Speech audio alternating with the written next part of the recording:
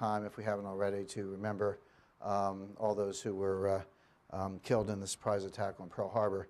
And part of what we'll do tonight, candidly, is sort of go through the financial situation, debt situation around the world, partly with a view to making sure that we never suffer the financial equivalent of a Pearl Harbor, some kind of attack or catastrophe, foreseeable, possibly preventable, but for whatever reason unforeseen. A couple real quick housekeeping items. I think you'll know this, everything here is at the unclassified level. If anyone's interested, based on anything we discussed or the outline of the materials that are available later to pursuing any of the dialogue at a different level, that's something that we can arrange. I want to spend a second just on, let's call it the paradigm or the methodology behind what you're going to hear tonight, because we're going to go through a lot of material quickly. We're going to go through a lot of analysis, a lot of conclusions, some policy recommendations, and one question that's logical as well. This is interesting, I'm following this, yeah, it syncs up with a lot of what I know or what I've heard, but what's behind it? What's, you know, we're hearing a lot of conclusions. What's the analysis behind the conclusion? And there is a lot of science behind this. We're going to have a lot of time tonight for facts, analysis, and policy. We're not going to have enough time, unfortunately, to go really deeply into the science of it. I just want to mention briefly that there is science behind it, and that's another discussion we can have. I've been happy to work with Duncan and others up at the Applied Physics Laboratory on exactly those kinds of things. But just to give you a real, just kind of taste of that, or a little foundation for that, my approach to the economic subject is really something that would be very familiar to a lot of you, which is dynamic systems analysis. In other words, you're not going to be hearing from a Keynesian or a monetarist tonight. I'm a little bit of an Austrian, but even that has its limitations. I'll use a lot of behavioral science, and as that's applied to the new field of behavioral economics. But what I'm really doing is using systems analysis, no different than you would use in kinetic systems, in critical state systems, and other complex systems, thinking of the economy, capital markets, and interactions in exactly those terms, and then drawing a lot of conclusions from that. And that's a little, definitely different than what they teach you in the PhD finance programs. And it's been an interesting experience because it obviously combines physics and economics. And when I talk to physicists about this, and I've been up at APL and Los Alamos, it's a very eager audience. They're like, this is great, we'd love to research, we get it, we'd love to do more research on this. Really interesting work being done at the Santa Fe Institute, among other places. When I talk to economists about it, they just roll their eyes. They're like, well, what do we have to learn from physicists? So I think it's interesting that in that frontier, that intellectual boundary, the physicists are a lot more, I find, open-minded, willing to reach out and do interdisciplinary work, which I think is the key, than the economists who, unfortunately, for all of us, since they're making a lot of policy, are a little bit in their box. But just one way to put a finer point on it, imagine a car going down the road, hits a patch of ice, it's at night, it's a windy road, conditions are bad, something happens, the driver hits the brakes and the car skids at very high speed. So you're watching this and you're saying, this is going to end badly, this car is going to hit something or go off the road or whatever. But now do a freeze frame. I think our policymakers, and you know, I'll start with Fed Chairman Bernanke, they're looking at the freeze frame and they're saying, there's nothing wrong with that car. There's not a scratch on it. That car is pristine. It's like right out of the showroom. The car is fine. And what I do is I'm studying the ice, I'm studying the momentum, I'm studying the visibility, I'm studying the braking system, the steering system, the surrounding conditions. I'm looking at all those things. I'm saying, well, you're right, there's not a scratch on it, but this is going to have a very bad end, because you don't need a crystal ball. You don't need to be smarter than anyone else. What you do need to do is to understand the dynamics in play. And if you can get that right, a lot of things become very clear to you. If I hold this pen in the air and I release it, and then the instant I release it, I make a forecast. I say, you know what, this pen's going to hit the table. You don't have to be that smart. You don't need a crystal ball. You just need to know a little bit about gravity. So I'm kind of behind. So when I say there's science behind this, it's the understanding of the dynamic systems and the complexity that go into it. So with that, by the way, Friedrich Hayek, who won the Nobel Prize in Economics, said the same thing in 1947. He was an economist, not a physicist, but he said, these economic systems are too complex for anyone to understand, that nobody can model it, nobody can get it right, and the less we interfere, the better. That's not to say we don't need regulation. It is to say we don't need interference, because no matter how smart you are, no matter how many smart people you have on your team, you're not going to do a better job than letting some of these things play out. So with that, let's jump in. I don't know how many people here watch CNBC on a regular basis. It's probably hard to do because we all have day jobs. I'm fortunate my day job includes getting to watch CNBC all day. But whether you're watching CNBC or not, they're watching you. So I just thought I'd play a very brief clip. And U.S. versus China, it's looking more and more like an economic Cold War, and it's not just a talking point at the Pentagon. They are planning for real economic threats to America. Our Eamon Javers has the latest on the war games that are playing out in some high councils around your parts. Eamon? Hey, Tyler. Well, you're right. Ever since the crash of 2008, the defense intelligence establishment has really been paying a lot of attention to global markets and how they could serve as a threat to U.S. national security interests. At one upcoming seminar that we're going to see here next month, they're taking a look at a lot of the issues that might be really familiar to CNBC viewers. Take a look at some of the Pentagon's key concerns here. They're looking at the use of sovereign wealth funds to manipulate markets and currencies. They're looking at nation-state economic collapse, sovereign default, and nation-state instability, and they're also worried about U.S. allies' budgets, deficits, and national security infrastructures. And in the Army, they're having a very interesting year-long exercise called Unified Quest 2011. And in that wargaming series, they're looking at the implications of large-scale economic breakdown inside the United States that would force the Army to keep, quote, domestic order among civil unrest, and force the Army to deal with fragmented global power and drastically lower budgets. This according to the trade publication InsideDefense.com. And in October, military officials from the Marine Corps war colleges visited the trading floor of J.P. Morgan to study markets and the economy. So, Tyler, you can see that all different parts of the Pentagon and defense intelligence establishment are looking at markets and looking at ways they can present a new kind of threat to the United States. These are the guys whose job it is to think about the very worst possible things that could happen, and they've dreamed up some very scary scenarios here. All right, Eamon, thank you very much. so, because he's talking about a lot of you, I take it, but the point is that what we're going to talk about tonight is not, 3 years ago was a little bit of an esoteric, almost novel type of dialogue. It's completely mainstream. We've all heard Admiral Mullen, Admiral Denny Blair, when he was Director of National Intelligence, and other senior figures testify on the Hill that they consider economic threats to be the greatest national security threat today. So this is clearly a widely discussed mainstream kind of subject. So let's just jump right in. The biggest problem in the world today, and the biggest economic problem going forward, and something that is inescapable, so what I would say is let's describe it and let's talk about the implications of it, is the sovereign debt crisis. It is quite simply the case that the debt that exists in the world today cannot be repaid. The world is broke. That's a kind of a simple way to think about it. Where how that plays out will take years, but that's a good place to start in terms of understanding it. Where did this come from? Well, runaway deficit spending. I'm not talking about the last 2 years, the last 10 years. This has really been building over 50 years. But deficit spending, on top of baseline deficit spending, which was bad enough, we have fiscal stimulus as a result of the financial panic of 2008. By the way, I don't think of this as a recession or a past recession or even a panic, although clearly there was a panic in 2008.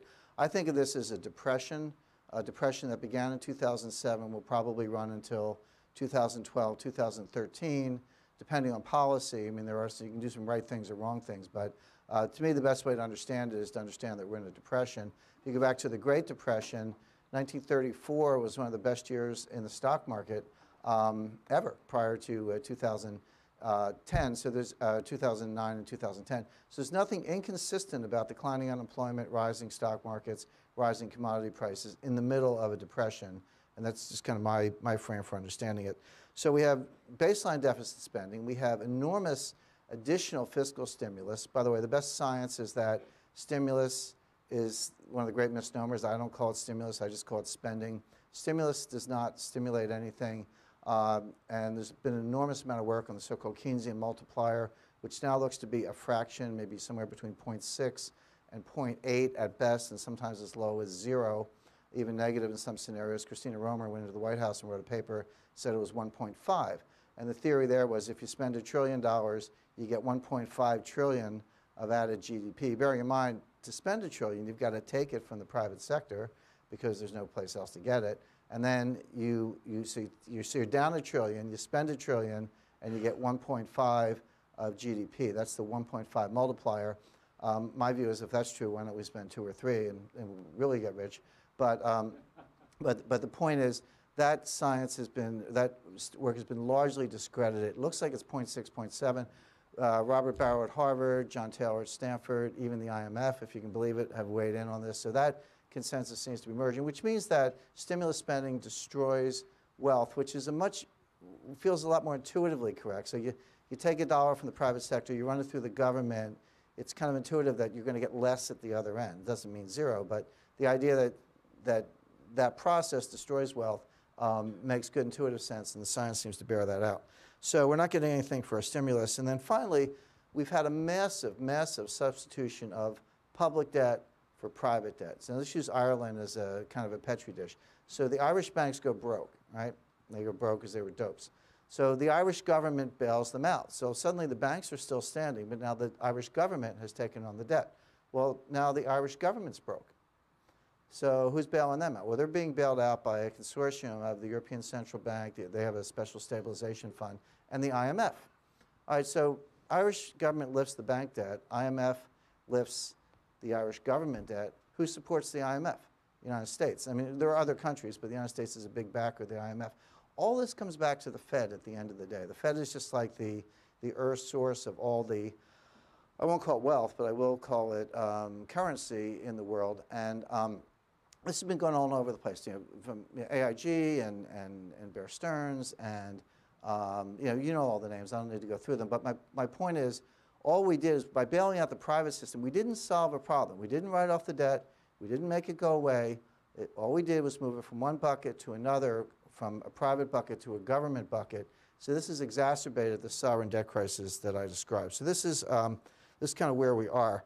Now, how do you get out of it? How do you repay the debt? Well, the traditional way was you basically, you would grow the economy and impose a certain level of taxes, and through an expanding pie and collecting taxes, you'd sort of defease the debt. But we've crossed the threshold. We've crossed the tipping point. We can't do that anymore. If you think of it in a linear programming model, there's no combination of growth and taxes that can defease or pay off the size of the liability. Because our economy is not growing, kind of doing 2%, which is not even enough to create enough jobs for all the people entering the workforce, let alone reduce the 8 million unemployed.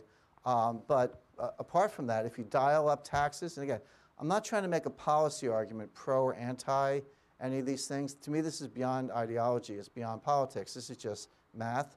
My point is, if you dial up the taxes, whatever you think of that, you're going to depress the growth. And so, as we think of it in a linear programming space, you cannot get there. You cannot pay off this debt. This first slide is just, these show countries, and these debt levels are as a percentage of GDP. So for example, let's take the United States. Where's the US? Okay. That's about 300% of GDP. Our GDP is 14 trillion approximately, so 3 times that. We have 42 trillion in debt.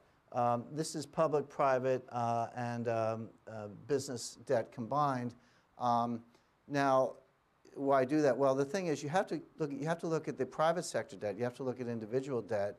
If I owe a lot of money and I have to pay it back, well, in the course of paying it back, I'm not spending it, am I? And so it's that deleveraging, it's that paying off the debt that from the individual up to the government level, except the government's not, that is depressing spending. So you can't, with the deleveraging, you don't get the consumption. Without the consumption, you don't get the growth, you don't get the taxes. You just cannot get there from here. By the way, that 42 trillion, 3 times 14, is grossly understated, because that's only like debt where you actually borrowed it and signed a note and issued some liability. If you throw on contingent liabilities, Social Security, Medicare, Medicaid, Fannie Mae, Freddie Mac, student loans, FHA, Federal Home Loan Bank System, I could keep going, but you get the point. Throw all that in, the number is in excess of $100 trillion. So that's where we are. So now let's talk just briefly about the euro. And the point there is there was massive confusion and misguided policy in Europe about the difference between the currency and the debt. Unfortunately, we're in a place where the market thinks they're the same, which is if you're a sovereign borrower in euros, somehow the quality of the euro is a function of the quality of that debt. Now, there's no reason for that to be true. Think of the United States. If a corporation goes bankrupt, Enron goes bankrupt, nobody thinks that that calls the dollar into question. Just because they borrowed in dollars, they can default. That doesn't make the dollar a bad currency. It just means that they were a bad borrower. So why can't you look at Greece and say, hey, Greece, we know you borrowed in euros, but that's your problem. You got to pay off the debt. The fact that it's denominated in euros doesn't mean anything relative to your capacity to pay the debt. Well, that's not what has happened. That could have happened, but it didn't. What's happened is that these things have become conflated in the eyes of the market and the eyes of policymakers to the point where a euro sovereign default will be considered the equivalent of repudiating the euro, and that's not something Germany wants to see. So on top of everything else I described, we have that particular problem. And I'll just give you a snapshot of Europe. I realize this is too small to read, but you'll get the materials and you can study this as you like. But what you can see clearly is, the red are the critical cases, Ireland, Portugal, Greece. The orange are problematic, may get to a critical stage. The lighter colors up to the yellow are financially sound, at least for the time being. And what you have is a very obvious core periphery type of problem. If you think about how empires collapse, they collapse at the periphery, at least initially. And if you think of how other empires conquer and expand, they expand at the periphery. So here you've got sort of a classic case, almost like the decline and fall of the Roman Empire. Not clear how this is going to play out. There are a couple different ways. Germany could rescue everybody, but they're not going to do that for free. I think you'll see some very coercive terms. Oh, you want to bail out? Fine, but your bondholders are going to have to take a haircut. You're going to have to get your fiscal house in order. We're going to have centralized fiscal policy with Germany calling the shots. So almost like a fourth Reich, a fourth financial Reich in Europe. That's one way of resolving this. Germany wants the euro, by the way. They benefit a lot from the euro because their exports are very competitive in Europe. I mean, leave aside the rest of the world. And the fact that the euro is collapsing relative to other currencies also helps them because it helps them pick up market share in China and North America. So a unified but declining euro is a twofer for Germany. They dominate their home market and get market share around the world. But there's a kind of a price to pay for that, and we'll see how much tolerance the German people actually have for that. But that's kind of one way out. The other way out are just the collapse of the euro and maybe a retreat to a core euro area, which might be Germany, Austria, Finland, the Netherlands. There are 4 or 5 countries that could probably go it alone and still have a valuable currency, but that's kind of the issue they're facing. Now, I said before that this debt is not going to be repaid. It cannot be repaid. So how do you get out of that? Well, there are actually several classic ways of defaulting, and let's put default in quotation marks. There's the outright default, so I'm just not going to pay you, right? That would probably happen in a deflationary collapse where the economy, we're back to the Great Depression and people just don't pay. And that is what happened in the Great Depression. The great debt crisis of the 20s and 30s had to do with World War I reparations imposed on Germany as a result of the Versailles Treaty. Now, you're pretty familiar with that, but Germany owed the money to Britain and France in reparations, totally unpayable. There was no way Germany ever could have repaid that, at least not without a lot more sacrifice than they were prepared to make. But France and England had war debts to the United States. We funded them regularly by buying their bonds. They then imposed that debt on Germany by way of reparations. So Germany couldn't pay Britain and France. Without the reparations, Britain and France could not pay the United States. In the deflationary collapse of the 1930s, that debt was not repaid. President Hoover issued a moratorium on war debts in 1929, but as a quid pro quo, he insisted that the British and French put a moratorium on reparations as well, and then that was sort of buying time. At the end of the day, none of that debt was repaid. So there's your deflationary collapse where you just don't pay. The other way out is confiscatory taxation. So I pay you, but I'm the government, so here's your money, but there's a 90% tax. Give it back. Thank you very much. Third way out is an inflationary default, a hyperinflation. So I owe you $1 trillion. here's your trillion, good luck buying a loaf of bread, because I printed all the money. Just print the money and give it to you, and it's not worth anything, but I paid you back, right? So deflation, confiscatory taxation, and hyperinflation are 3 ways out. So when I said it won't be repaid, I mean that in real terms. In nominal terms, it may be repaid in greatly debased currency, and that's what we should expect. Or maybe some combination of the above. Now, I'm a big fan of Neil Young, and somebody once criticized Neil Young and said, all your songs sound alike. And Neil Young turned around and said, well, it's all one song. And when you think about the debt crisis, you look at Dubai, you look at Greece, you look at Ireland, you're like, these have similar characteristics. And my message tonight is, it's all one crisis. This is a global sovereign debt crisis. Nobody can pay. It's just a matter of time before all those chips fall. We'll see how that plays out. So what happens in the short run? What happens while we're waiting for this scenario to play out? The answer is you have currency wars, and a currency war has broken out.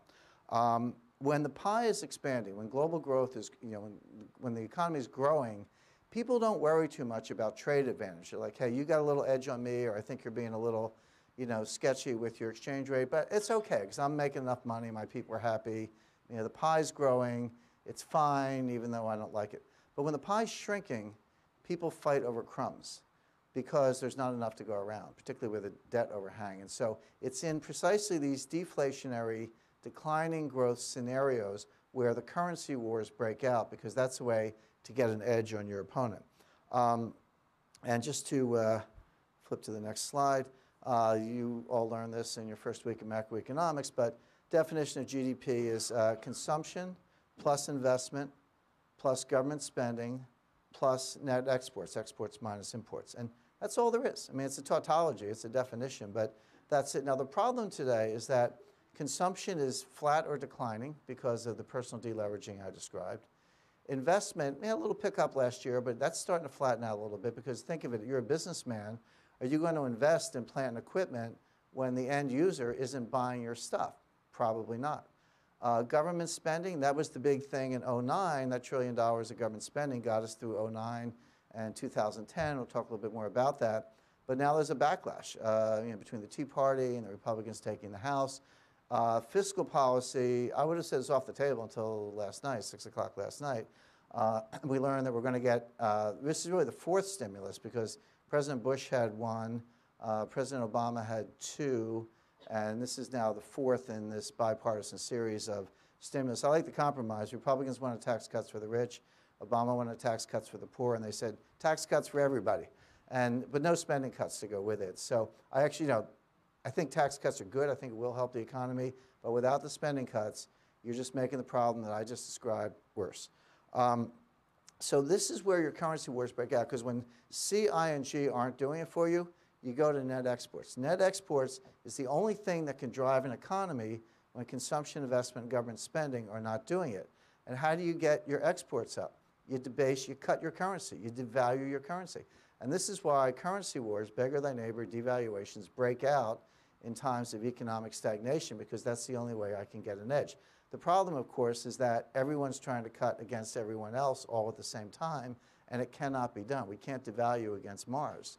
So this happened in the Great Depression. It's happening again. I'm continually amazed that people say, well, we don't want to repeat the mistakes of the 30s. Well, that's a good sentiment. I've yet to see a policy or a development that doesn't exactly mirror the 1920s and the 1930s, which suggests to me that what I said at the beginning about the car, there's a dynamic going on that your policy isn't going to change. So we're kind of dealing with that. So when net exports are the only source of growth, that's when currency wars begin. Here's a couple things. Think of it in strategic terms, maybe tactical terms, actually. All advantage is temporary. So I devalue against you, but next week you devalue against me, and so whatever edge I got, it goes away pretty quickly. Escalation is inevitable because it is a zero or negative sum game, and so the only way to get an edge is to do more of it. Escalation includes, I say escalation is inevitable. I'm reminded of President Eisenhower's comment that if you can't solve a problem, enlarge the problem, make the problem bigger. He meant it in a positive sense of getting a bigger scope on things, but here it's in the negative sense of just continuing the escalation. Escalation includes capital controls. So you think my currency is undervalued, you want to invest in my economy and buy property in my country, fine, I'm putting up gates. They're not tariffs, they're capital controls. You can't come in. Or if you come into my economy, you can't get out. You're here for a long time. We haven't seen that really since the 70s and the early 80s. They're coming back in a small way. I think that'll get bigger. Currency wars lead very quickly to trade wars. You know what that's about. Gold plays a role. We'll talk some more about that. And then ultimately shooting wars, which is what happened in the 1930s after, you know, when Germany devalued against France and Germany refused to pay reparations to France. France invaded the Ruhr Valley and said, you know, what we lawyers call self-help. They just started stripping the coal and the steel and the fat, literally putting on railroad cars and sending it back to France. Germany was defenseless, and their Chancellor Hitler said we ought to rearm, and we know how that played out. So that's how these things go. The political backlash against the bailouts, not just in the United States, but globally, in these sovereign debt bailouts, is beginning, and it's getting stronger. And the instructive case is Iceland versus Ireland. Two relatively small economies, both broke. Iceland just outright defaulted. They took the "we're not paying you" solution. Their economy collapsed, unemployment went up, their currency was discredited. They were the outcasts of the world. But guess what? Today, Iceland has one of the highest growth rates of any economy, because the good thing about hitting bottom is you got nowhere to go but up. Their currency is so cheap. Tourism is up, exports are up, employment is growing. The great thing about defaulting on your debt is you default on your debt. You don't have to pay it, and you leave it behind you. Your net worth actually goes up. It becomes your creditor's problem. So that's what Iceland did. Ireland is playing ball. Ireland's in the euro. They're getting a euro bailout. They're bailing out the banks. They're not writing off the debt. But let me show you a quick clip to give you some sense of what's going on. You know that in addition to national parliaments, there's a European Parliament. This is a member of the European Parliament about 2 weeks ago.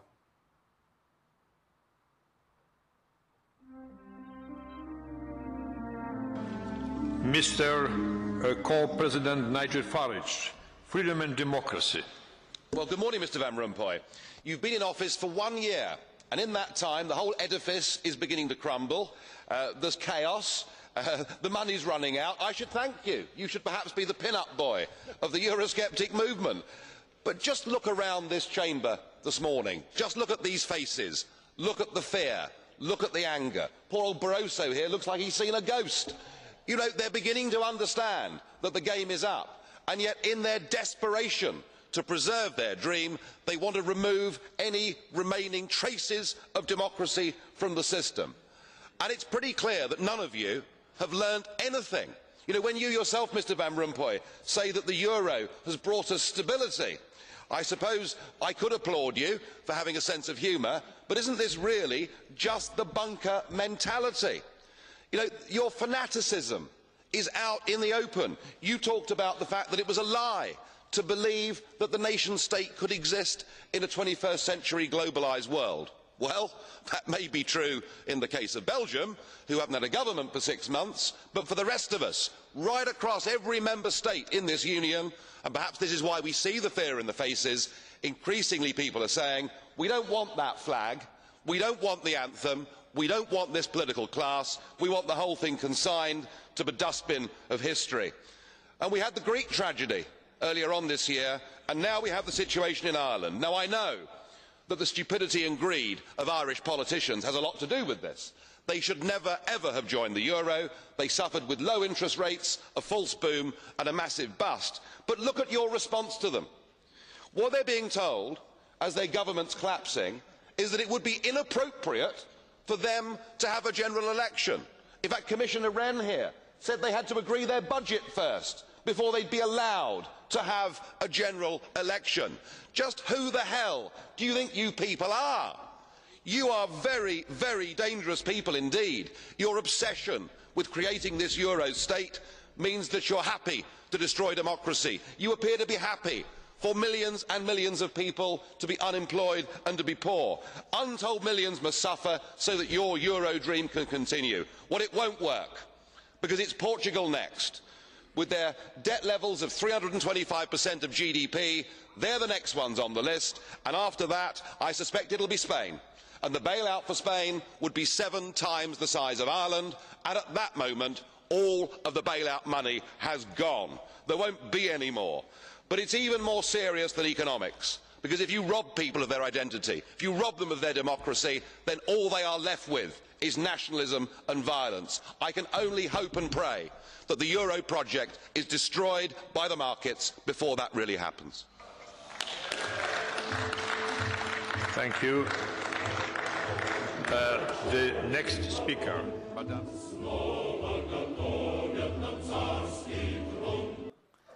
Okay, so I thought twice about putting that in because he's such a good speaker. I said they're not going to listen to me after that guy. But the point is that's the pushback. That's not the majority opinion in Europe, but that is a very large segment of popular opinion. What he's saying is, why are the Irish people suffering austerity? Why are their elections being put off so you can pay the bondholders of the banks?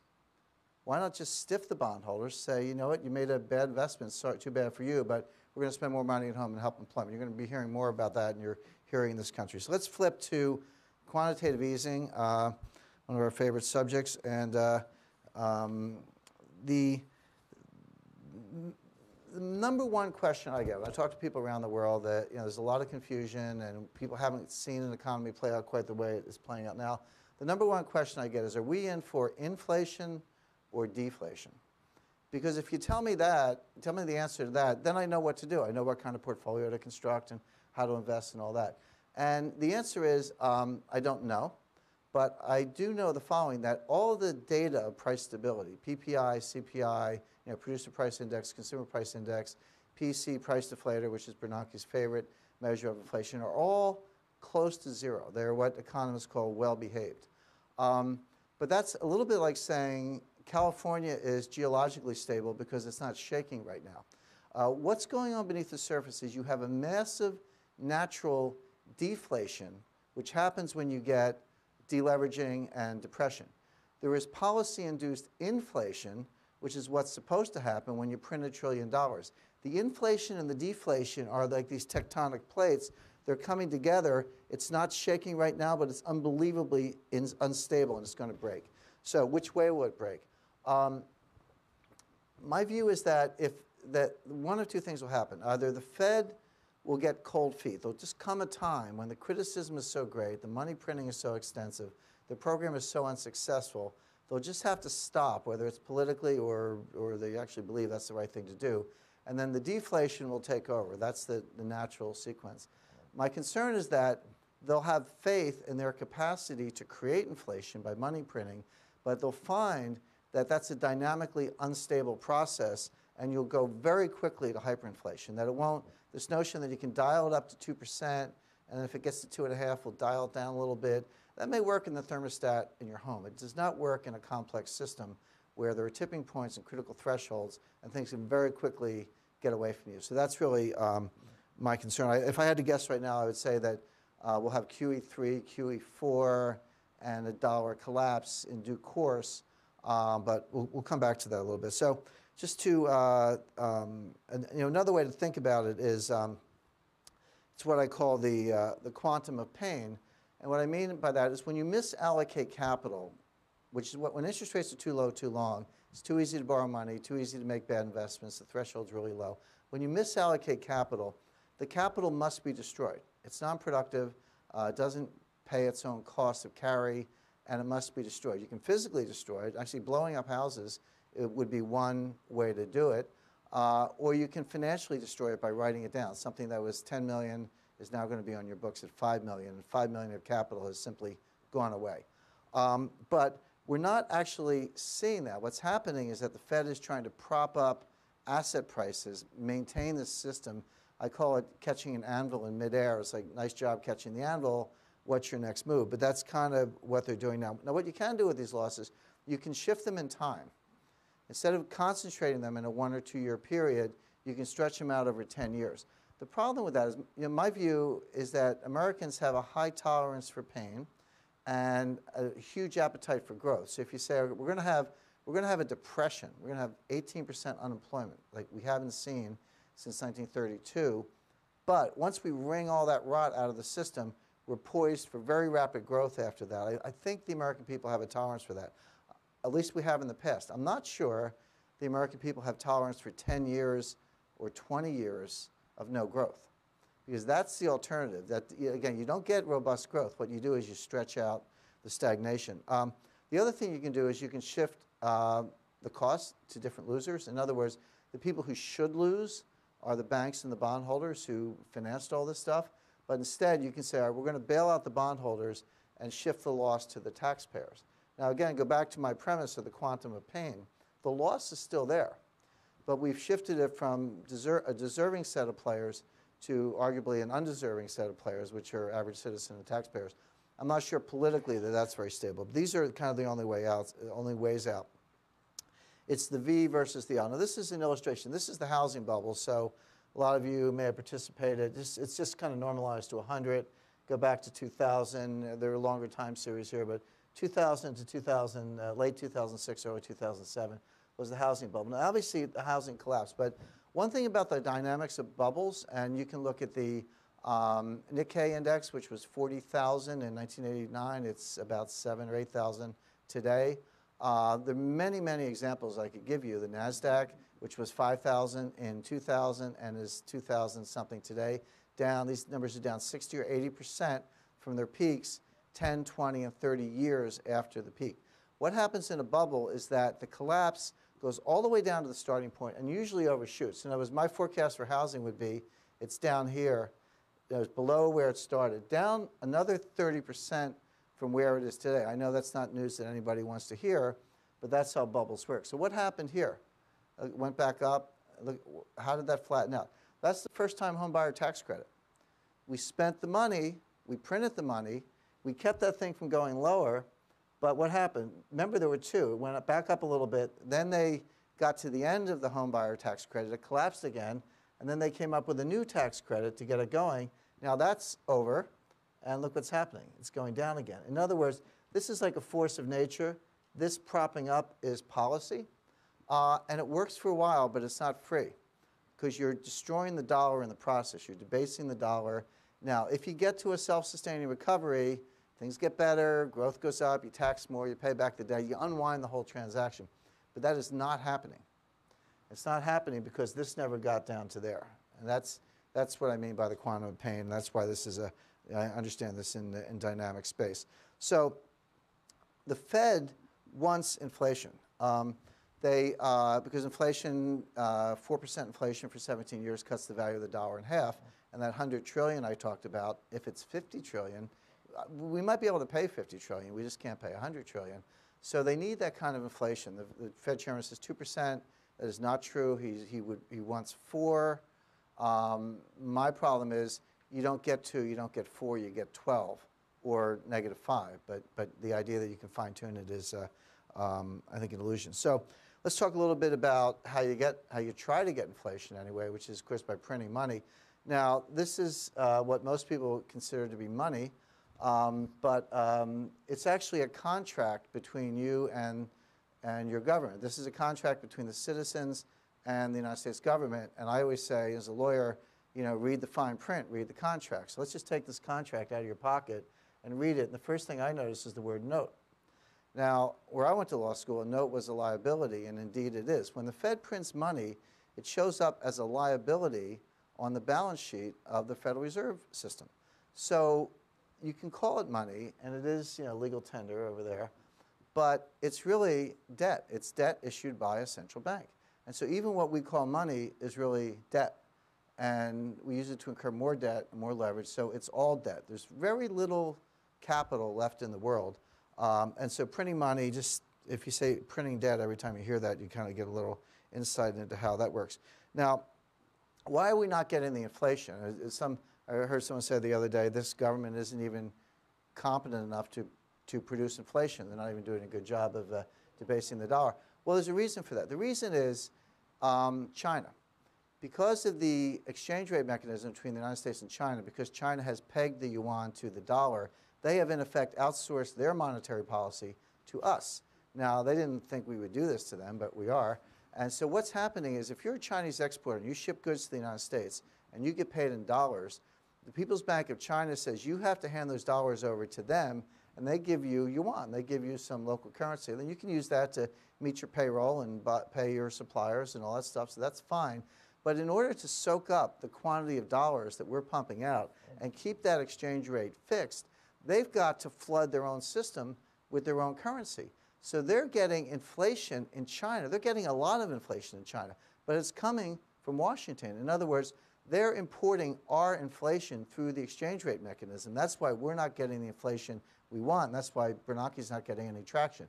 What's going on now is an extremely dangerous, high-stakes game of chicken between China and the United States, where the Federal Reserve is trying to break the peg between the yuan and the dollar by creating so many dollars that the Chinese finally choke on it and have to break the peg, revalue the yuan upwards, raise their own interest rates to get a lid on their inflation.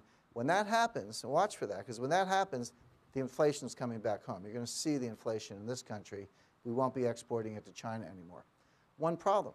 Why did China set that peg in the first place? So that their exports would be competitive, so they could create jobs, because they got 25 million people a year marching in from the countryside saying, give me a job. And if they don't get a job, they've got political instability. So they're between a rock and a hard place. They're either going to revalue the yuan upwards, which could put a lid on inflation but hurt exports and create social instability, or they're going to keep the peg, which creates inflation, which creates social instability. So China is in a very, very tenuous position. I think what the Chinese are doing, what they will do, is price controls. In other words, they're going to try to have it both ways. They're going to try to keep the peg, but put a lid on inflation. Now, price controls usually don't work.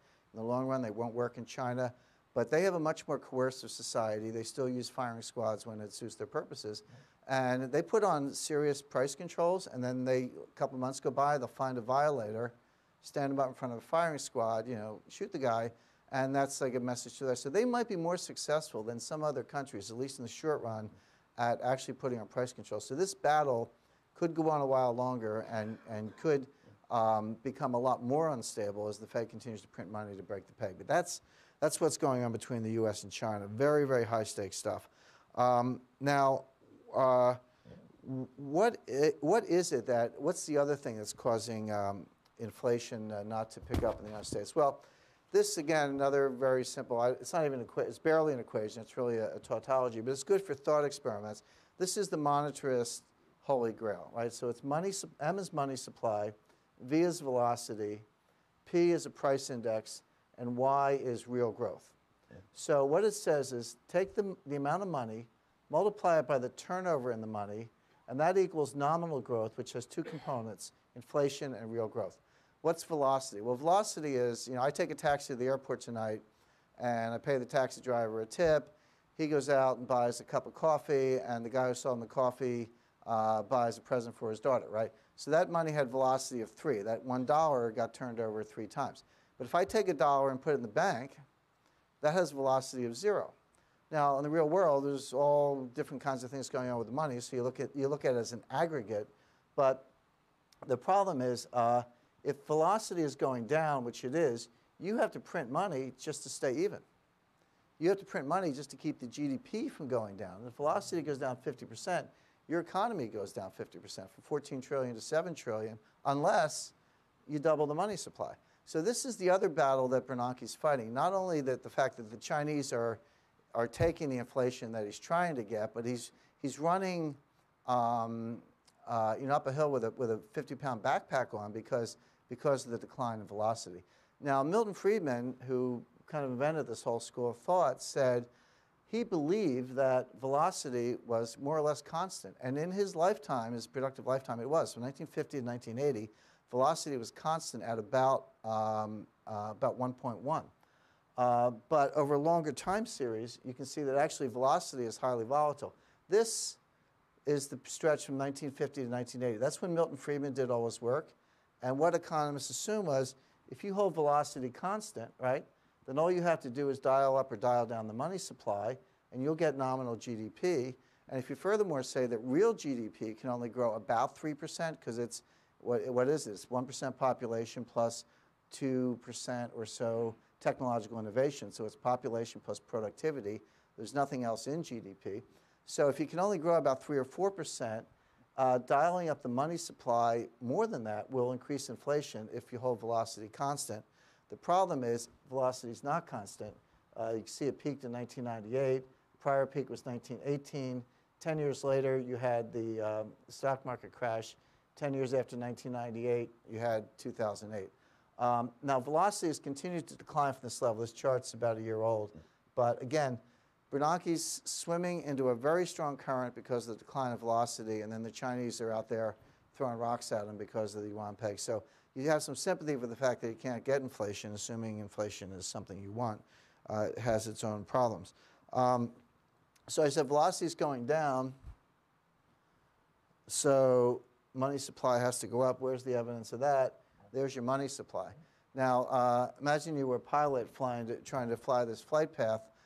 You wouldn't make it. That's pretty steep. But Fed doesn't have this kind of aerodynamics to worry about. That's money is. By the way, this is before QE2. Sorry, no, this is before QE2. QE2 will take it off the charts. Remember Al Gore in Inconvenient Truth when he had the scissor lift to show how bad things could get? Well, you're going to need that to show where the money supply is going. It's on its way to $3 trillion. By the way, the capital of the Federal Reserve is $57 billion. So if you take the $3 trillion and just haircut it by 2%, the Fed is broke. The Fed's capital on a mark-to-market basis is probably negative. So we have a central bank of issue that itself is broke because they're not buying good assets. They bought $1.4 trillion of mortgages. How are they doing? They bought stuff from Bear Stearns. Then the old Fed used to buy 30-day Treasury bills. It's the safest investment in the world. The new Fed's buying CMBS, junk, mortgage-backed securities, stuff originated by Countrywide, and they're buying 7-year notes, which are good from a credit point of view, but they're highly volatile. I think Bernanke said he can deal with inflation by selling the bonds and taking the money out of the system.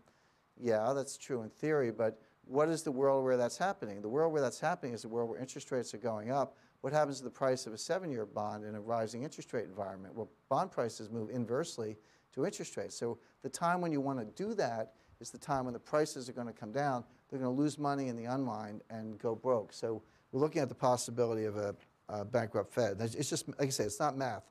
It's not a political presentation. All right, so where is this all leading? This is a dynamic model of how the dollar will collapse, and it's pretty simple. So just make up numbers, 311 million people, it's a nice round number for population in the United States. I have case 1, case 2. For any of you who are physicists, deal in fissile materials or other dynamic critical state systems, this will all seem like very familiar stuff. So T is a threshold. T is a level where that's my threshold. So when I see somebody act in a quantity greater than T, I act. So case 1, we're subcritical. So what happens is 1,000 people reject the dollar, right? So 1,000 people reject the dollar, but for the next group, sorry, did I do this right? Oh no, sorry, 500 people reject the dollar. And then at that point, I'm sorry, there's my premise. So, okay, assume 100 people repudiate the dollar. So this is what happens. 100 people reject the dollar. Well, when 100 people reject the dollar, the next 1,000 people had a threshold of 500. In other words, if 500 people reject the dollar, they would reject it also. Their critical threshold is 500. But what happened is 100 people rejected the dollar. It wasn't 500. It fell below the critical threshold. So nothing else happened. That phenomena died out right at that level because that number is less than that number. Now, let's change it.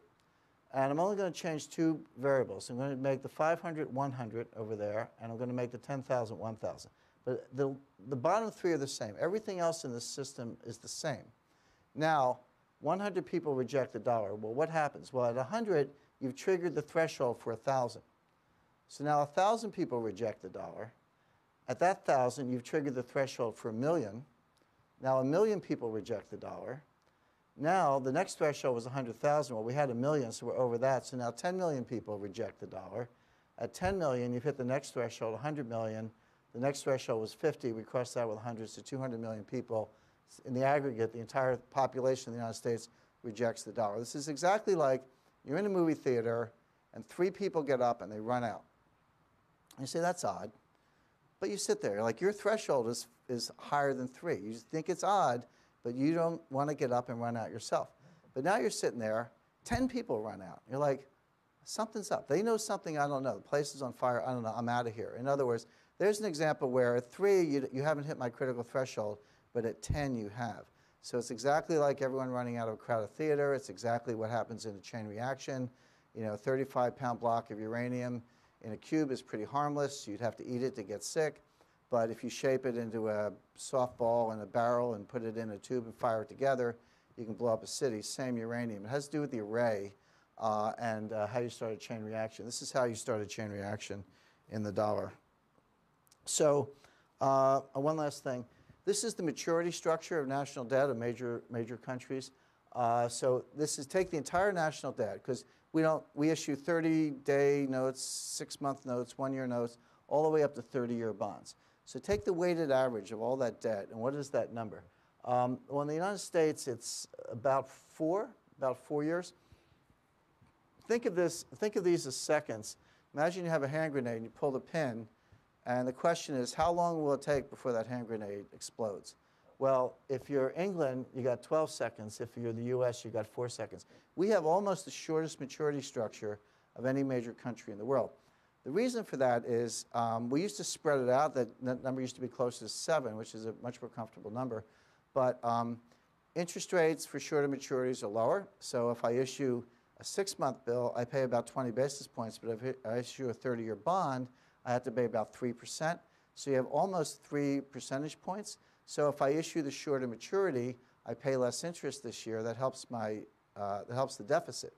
But there's a price to pay, which is that interest rate saving in the short run. Think of it as a premium that you receive for selling insurance to the world.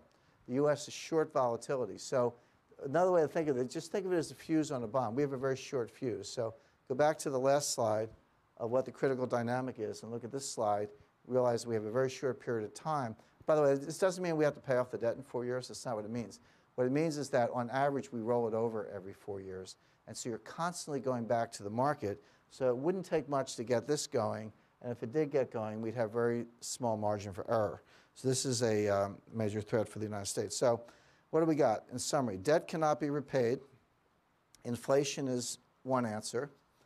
But I've suggested that the process of inflating is dynamically unstable. You could cross those thresholds that I just showed you, and the result in due time would be a collapse of the dollar. So this is the threat that we're facing, and it's cumulative and not going away.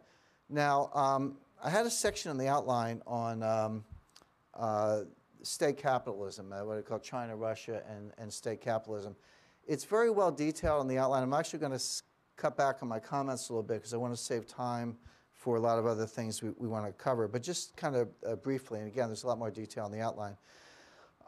What we're seeing in Beijing in particular, but also somewhat in Russia, is what I call neo-mercantilism. Neo-mercantilism is a more technical term for state capitalism. It's actually not a new school of economics, if you will, or economic behavior.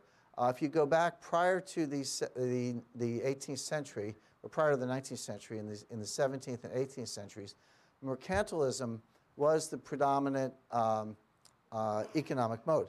And what it really says is that classical mercantilism says that wealth is in tangible things: land, gold, silver, other fine art. That was wealth. And the way you got wealth, you could create a little bit of it, but you didn't have very productive economies in those days. There was really the Industrial Revolution that led to a revolution in productivity. The way you got wealth through thousands of years of history was you stole it. You went and attacked somebody and took their stuff and left them destitute, and you got their stuff. And that's what wars were about. That's how people got rich. They attacked people, they invaded people, they blockaded people, they had pirates, you name it. But you just sort of took the other guy's wealth, and because you couldn't create that much of your own. But it was really, it took on a policy cast, and involved export subsidies, import tariffs, exclusivity in trading relationships, trading blocks. So the British Commonwealth is a classic example of a trading bloc. Basically, the acquisition of wealth was predominantly, not exclusively, but predominantly a zero-sum game. And to paraphrase Clausewitz, trade was the continuation of war by other means. Now, beginning in the mid-19th century in England and becoming much more prevalent in the United States and globally in the 20th century was what's called the Washington Consensus. It's based on the idea of comparative advantage. And just to, for those of you who don't recall, again, Econ 101, imagine a very simple economy. There are only two people in the economy, Tom Brady and me. And there are only two things to do in this economy, play football or mow the lawn. Those are the only two things you get to do. So we can kind of stipulate that Tom Brady plays football better than I do, so we get that. But he probably mows the lawn better than I do too, because he's younger, he's more fit, he's an athlete. So in a mercantilist society, Tom Brady would play all the football and he'd mow his own lawn, and I'd be poor and starving to death. That's what a mercantilist economy looks like. But in an economy of free trade and comparative advantage, you say, well, he may mow the lawn better than I do, but that spread is kind of thin, whereas in football, he's way ahead of me. So it really makes sense for him to play football all the time and make more money and then pay me to mow his lawn, even though I don't do it as well as he does. That's still a better deal for him because he'll make more money playing football. Even after he pays me, he's better off, and I'm definitely better off because now I got a job mowing the lawn. So that's a case where even though you do everything better, you do some things way better, and if you concentrate on those and let the other guy do the things that where the gap is narrower, everybody's better off. That is a very strong intellectual foundation. It works, and that's comparative advantage, free trade, and this is what we call the Washington Consensus. And what does that require? It requires free trade area, low tariffs. I mean, you can have it in a suboptimal world, but to move towards optimality, the fewer barriers, the better. So get rid of capital controls, get rid of tariffs, freely convertible currencies, free flows of capital interest and dividends, very few, if any, restrictions on direct foreign investment, mobility of labor, reciprocity and non-discrimination and expansion of global companies, protection of intellectual property, protection of creditors, some kind of system of bankruptcy, reasonable antitrust laws, no protectionism, and general adherence to the rule of law. I realize I went through that quickly, but you get the sense it's a package of kind of advanced, reasonable, fair ideas that this was the engine really going back to the 1980s, 1990s, early part of the 21st century. This was the engine of globalization. And this was how wealth was maximized. Now, there is emerging, in contrast to that, what's called the Beijing Consensus. And I think it applies to Russia and some others as well. And the United States has assumed in policy that, you know what, give China a break. You know, it wasn't that long ago they were in the Cultural Revolution or the Great Leap Forward. Before that, they had, chaos for 100 years from the fall of the Ming Dynasty through the Communist Revolution in 1949. And they've come a long way. Let's give them credit for that. Let's not nitpick too much the places where they fall short because they're moving in the right direction. That was Washington's view of how to treat China. It's becoming more and more apparent that China is not conforming to that view. They do to a point, but they're not moving nearly as far in our direction as they are capable of doing, and they're beginning to show their true colors. They're beginning to show this neo-mercantilist bent. We're seeing a lot of examples. You also the imposition of quotas and bans on rare earth exports. China and Russia both have captive gold mining industries at this point. The way they're building up their gold reserves without having market impacts is they're actually capturing the input of their own mines at below market levels. Large and growing state sector, the players, Gazprom, Sinopec, China Investment Corporation. We're seeing an emerging German, Russian axis. By the way, there's been a lot of criticism of the post-Cold War unipolar world and a desire to see a more multilateral world. I think we see that particularly in this administration. The problem is the alternative to unipolarism is not multilateralism. The alternative is unilateralism. In other words, once you no longer have a boss, it's every man for himself, or every woman for herself. The point being, countries are all going their own way. They're not falling in line between a sort of a kumbaya, let's all sit around the table. They're just saying, let's cut a deal because the United States is no longer providing the kind of leadership we require. So these problems are, they're not residuals or artifacts, but it's a new and expanding phenomena. Neo-mercantilism is actually rational in a world of declining marginal returns due to complexity. In other words, if you're actually in a negative sum or zero-sum world, you should be really good at playing a zero-sum game. And the United States is still playing a positive-sum game, but that may not sync up with the reality of economic growth today. And I like to say victory in a negative-sum game is still a victory. So kind of where China is coming from. This neo-mercantilist state capitalist vector is independent of the sovereign debt crisis and the crisis of inflation that I just described. But I'm not trying to pile on, but maybe I am. I'm saying that we have multiple crises, multiple vectors that relate to each other that are converging. This would be a problem even if we were in a world of growth, even if we did not have the sovereign debt problems I described for a lot of reasons. But coming on top of the world I described, it reinforces this kind of negative-sum game mentality.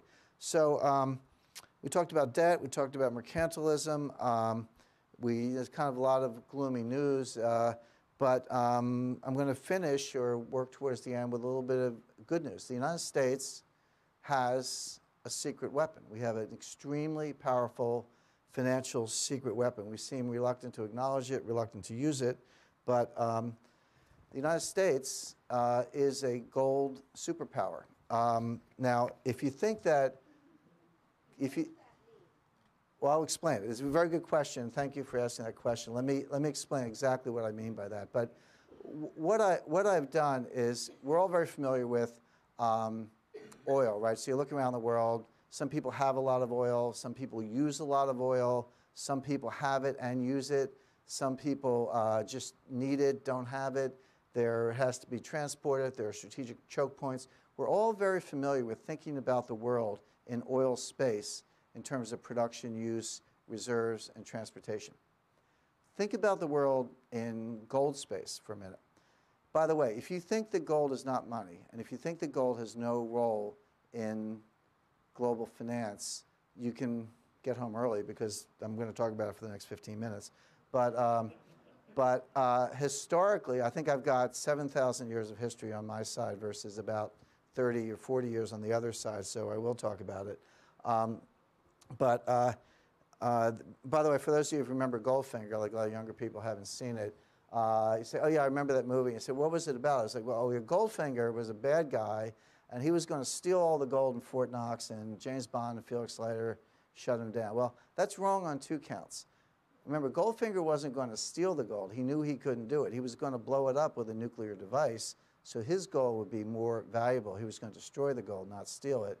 And he was not really the bad guy. He was a front man or an agent. Anybody remember who gave him the nuclear device and who was behind Goldfinger's plot? It was China. Funny how that plays out. So, so now this is, for those of you with children, or maybe when you were children, you remember one of the most popular features on Sesame Street is a little IQ test. Which of these is not like the other?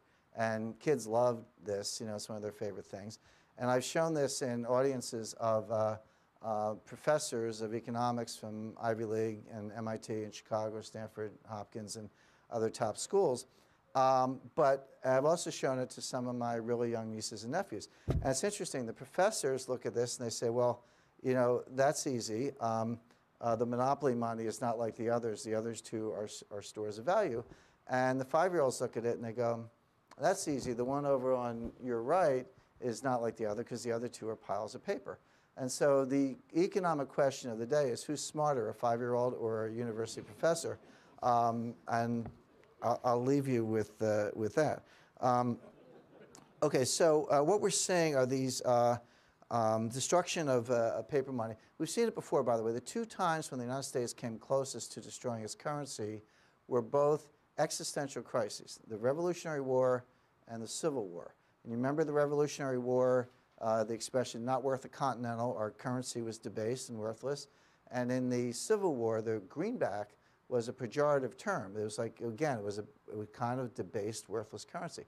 But in an existential crisis, you do what you have to do. Revolutionary War, United States of America, as defined in the Declaration of Independence, would have failed. And in the Civil War, potentially the United States of America's union would have failed.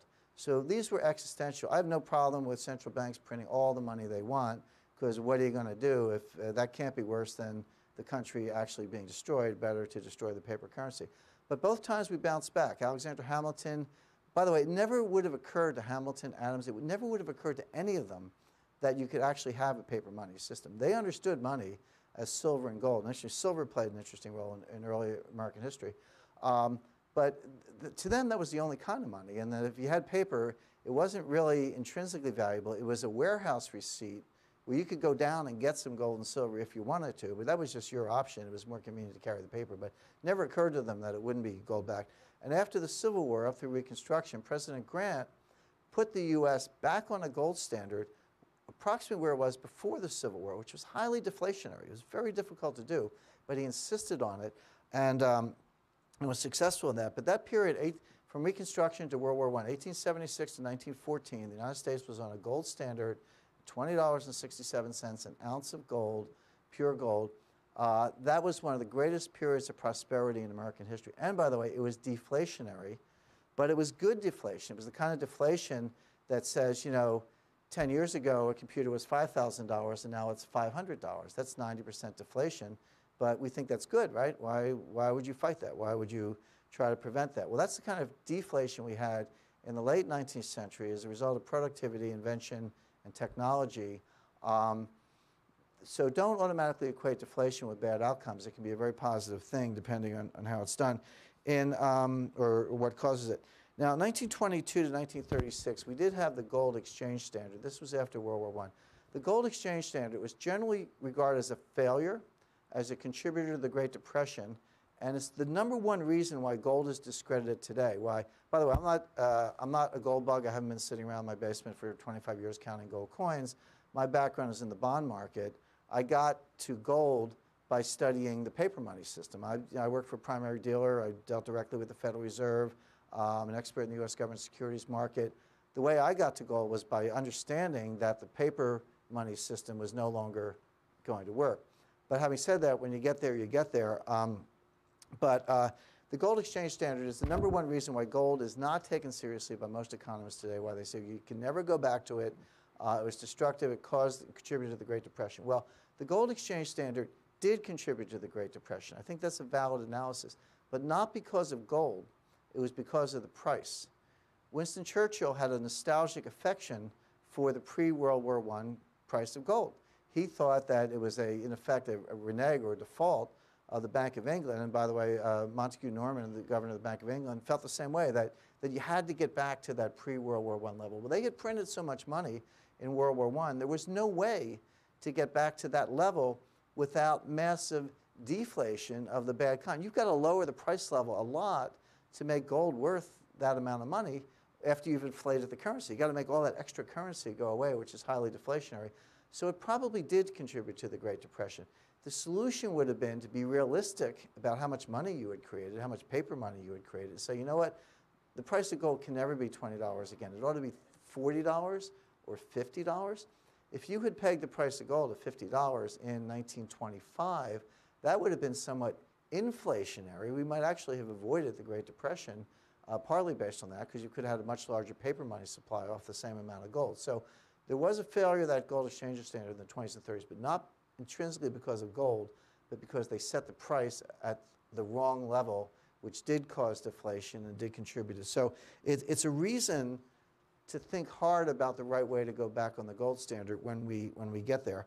And then, of course, we had another period, 1944 to 1971, of the Bretton Woods gold standard. Again, 44 to 71, one of the longest, most sustained growth, most prosperous periods of American history. So I think it's interesting that two of the most prosperous periods, 1876 to 1914, 1944 to 1971, were both associated with the gold standard. We've had a lot of problems at times when we weren't on it. So let's just kind of, to answer your question, why are we a gold superpower? First of all, here's a global snapshot. The blue line is the growth of paper money.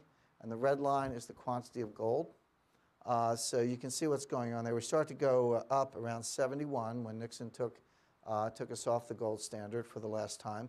It really goes kind of hyperbolic closer to 2000 and continues in that mode today. So when people say gold's a bubble, how high can gold go? My point is that's an irrelevant question. Ask yourself how low the dollar can go. That's a function of how many you print. This is kind of an indicator of the price of gold. Now, when you're on a gold standard, one of the big things you have to figure out is how much gold backing relative to paper do I need? Do I want 100%? A lot of people say that. I don't think that's necessary. Do I want 40%? In the 1950s and 60s, the United States operated on 40% backing. That was the law. We had to have equivalent of $40 worth of gold for every $100 of paper money in circulation. And if you're prepared to maintain the price, you don't need 100%. You just need enough to be a credible buyer and seller, so when people want to cash in their paper for gold, you've got enough gold, and after a while people go, well, okay, you're good for it. You know, it seems like that's a stable price, and so they're comfortable walking around with the paper money because they believe they can get the gold. And 40% is probably enough to do that. But what these bands show is that the black line would be the theoretical price of gold if you had 100% backing. The red line is the theoretical price of gold if you had 40% backing, which in my view is probably enough. The gold line is the actual price of gold. And what you see today, that gap there, is if you were going to go back on a gold standard, in order to avoid the deflationary blunder of the 1920s, in order to avoid the mistake that Churchill and Montague Norman and others made by setting the price too low, you'd have to move the price of gold up to there, somewhere in there, so that you had the right ratio in order to be non-deflationary. And that number is somewhere between $3,000 and $7,000 an ounce. So when you hear people talk about those numbers, they're not just like crazy people who are talking a position or trying to throw mud at the wall to see what sticks. It's actually a rigorous analysis. If paper money collapses, this is where you have to get back to. Now, here's the good news. These are the amount of official gold holdings. The U.S. is by far the largest, 8,133 tons. It's not all in Fort Knox. About half's in Fort Knox. The other half's in West Point. Interesting, they're all military bases.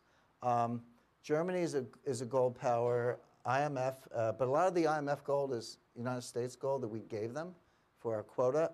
Italy, believe it or not, is a gold power, and so is France. After that, it drops off really quickly. China's a bit of a pygmy. They have $3 trillion worth of our paper, but they only have about 1,000 tons of gold, which is not worth that much, certainly relative to the U.S. By the way, there are no gold powers in there. This is the rest of the world, but there's nobody in that bar that's larger than Russia at 668. In fact, quite a few are smaller. Ireland has 5 tons of gold. Greece has 100 tons of gold. I've consistently ranked Greece ahead of Ireland, partly on that basis. But if these were warheads instead of metric tons, you'd kind of like our position. And this kind of goes to your point, why I'm saying that U.S. is the Saudi Arabia of gold. This is the same thing, kind of in a pie chart. Assuming we're on friendly terms with Germany, Italy, France, and the IMF, we, and Germany and the United States together, have a very decisive voice in the IMF. You can kind of sketch that as a block, throw in Japan. They're our friends. So we probably control 2/3 of the world's gold in friendly terms. By the way, my thesis that the U.S. never went off the gold standard, we said that the dollar was no longer convertible into gold. But I believe we've been on a de facto gold standard ever since. Right now, the gold that the United States holds is worth about $350 billion at current market levels. The M1 money supply is about $1.6 trillion. You do the math, that's a 20% ratio. That's not bad, considering the amount of currency we printed. So I think it's also interesting that the United States has not sold an ounce since 1980. So for 30 years, we've held on to our gold. Our ratio is low, but it's not crazy. It's not far different than where it was at times past. I think we're on a shadow gold standard anyway, but your average central banker really can't talk about that. Okay, now interesting phenomenon. Take the 16 members of the Euro system and combine them. This is what you get. Europe, on a united basis, has 10,000 tons. So actually more than the United States. Now, obviously, Europe's got a lot of problems, but again, I like that combination of Europe, United States, IMF. you're looking at over 2/3 of the world's gold. And the pygmies are places like Russia and China.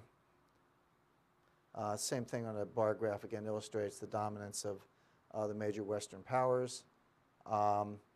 This is gold reserves as a percentage of total reserves. Now, reserves can be in gold or they can be in hard currency. So I can have yen, sterling, Swiss francs, euros, those can all be in my reserves.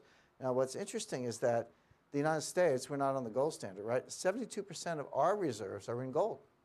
We don't hold reserves in other people's paper money. We hold it in gold. I threw Greece in there for fun. Greece's problem is their total reserve position is minuscule. They happens to be 75% of it's in gold, but don't think that their reserves are anything like the United States.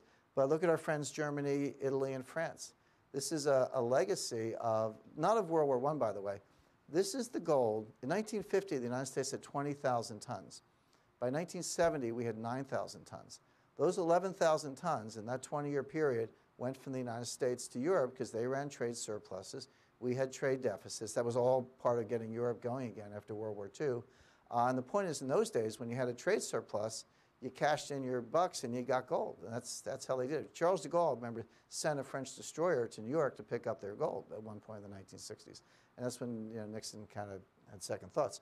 But now, the same thing happened between China and the United States between 1990 and 2010 as happened between Germany, France, and the Netherlands and the United States between 1950 and 1970. China ran the surplus. We ran the deficit.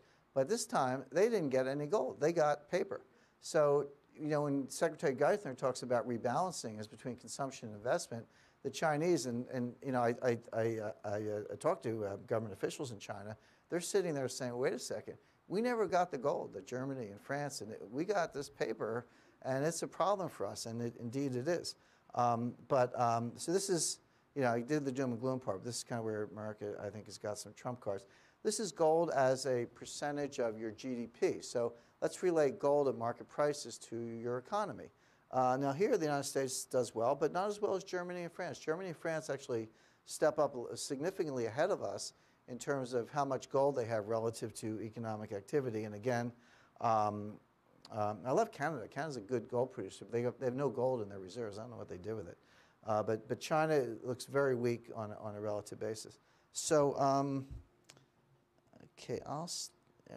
let me just wrap up by saying gold has been associated with 2 very long periods of prosperity and rising living standards. Now, in a deflationary crisis, now go back to what I said earlier about the currency wars. What are you doing in a currency war? You're devaluing against the other guy. But that's temporary and it can't last, and everybody can't devalue against everybody else. So what do you do when you're the strong hands? You're the United States of America, right? Everybody wants to devalue against you because they want to export to you, but we're stuck. President Obama said he'd like to double exports in 5 years, so good luck if your dollar's strong, right? You need a weak dollar to do that.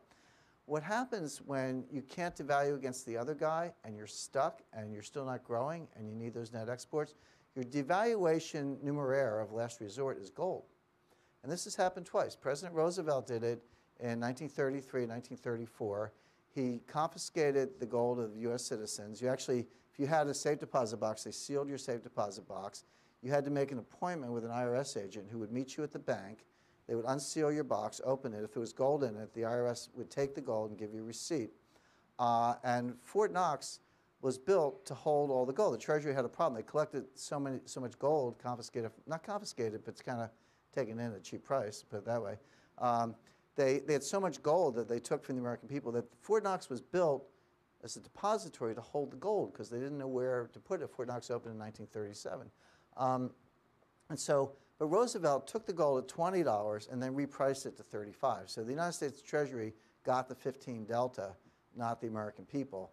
But it was a way to cheapen the dollar. When you couldn't cheapen it against the pound or the French franc or the German mark or the Japanese yen at the time, the president devalued it against gold, and that caused some inflation and got commodity prices up. President Nixon did the same thing in 1971. Again, another currency war where sterling broke in '67. The German mark was actually strong. That was going up. France wanted to devalue. England wanted to devalue. And Nixon wanted to devalue. And there was a limit on that, so he devalued against gold, and gold between 1971 and 1981 went from $35 an ounce to $800 an ounce. So that was actually very successful. So this is a bipartisan policy. We have Democrats and Republicans kind of willing to work together to debase the dollar. And that's, so anyway, kind of putting all this together, right? Bernanke's trying to inflate to make there's too much debt, it can't be repaid. One way to repay it is to debase the currency. The way to do that is inflation. Bernanke's trying to inflate. He's not getting the inflation because we're in a currency war with China, which we're losing at the moment.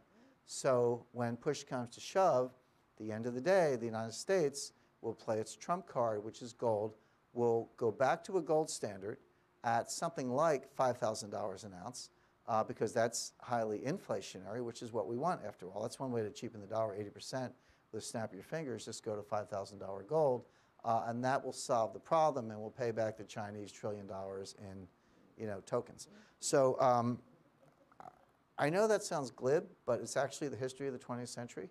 The two currency wars, 1922 to 1936, 1967 to 1985 with the Plaza Accords. Both times we devalued against gold as our way out of the problem. In 1930s, the problem was debt from World War I. In the 1970s, the problem was debt from two wars, Vietnam and the war on poverty. We've got a couple of wars going on now, and the problem is actually worse. So what do we do? I think from the military perspective, you're going to see increasing civil disorder around the world. We're always seeing that. There's confusion, fear, and anxiety, dynamic instability, a lot of political backlash. One of the things that concerns me the most is we have no dry powder. People defending current fiscal policy say, you know what, the U.S. has a high debt to GDP ratio, but it's no higher than it was in 1945. And that's true, but I'm like, yeah, but in 1945, we fought and won World War II. It was an existential crisis, and we emerged as the sole, superpower. We had to share the stage with Soviet Union a little bit, but we were so dominant at that point. We actually got something for our money. It wasn't a monetary exercise, but we got something for that debt. We won the war. Now we've got the same debt level, but we haven't won any wars. I mean, we're not any world wars. We're not the hyperpower we were in 1945. So I'm not sure what we got for our money, number one. Number two, we're now non-robust to catastrophe. What if we do have a war? What if we have a natural disaster orders of magnitude greater than Katrina? What if we have something where you say, you know what, an enlightened solution now would be to print some money? Like that would actually be a good reason to print money because we need to find a way out of this catastrophe. Well, we already did that. We already printed all this money, so I'm not sure we can print $3 trillion more. Just to summarize quickly, in extremis, and I emphasize the term in extremis, the president has extraordinary, I would say dictatorial powers, totally legal, totally constitutional, under the International Economic Emergency Powers Act of 1977. Enacted during the Carter administration. It's been used time and time again. But if confronted with a national security crisis with an international aspect, and this would certainly qualify, the president can, as I like to say, seize, freeze, and don't say please. He could actually, we could send Special Operations Command, and I actually think the military should be thinking about this in contingency space. You could send a contingent to the Federal Reserve Bank of New York, confiscate the gold. There's 6,000 tons buried underneath the Fed in New York. That's not our gold. That gold belongs to the rest of the world, but you could seize that gold, move it up to West Point. The U.S. at that point would have 14,000 tons.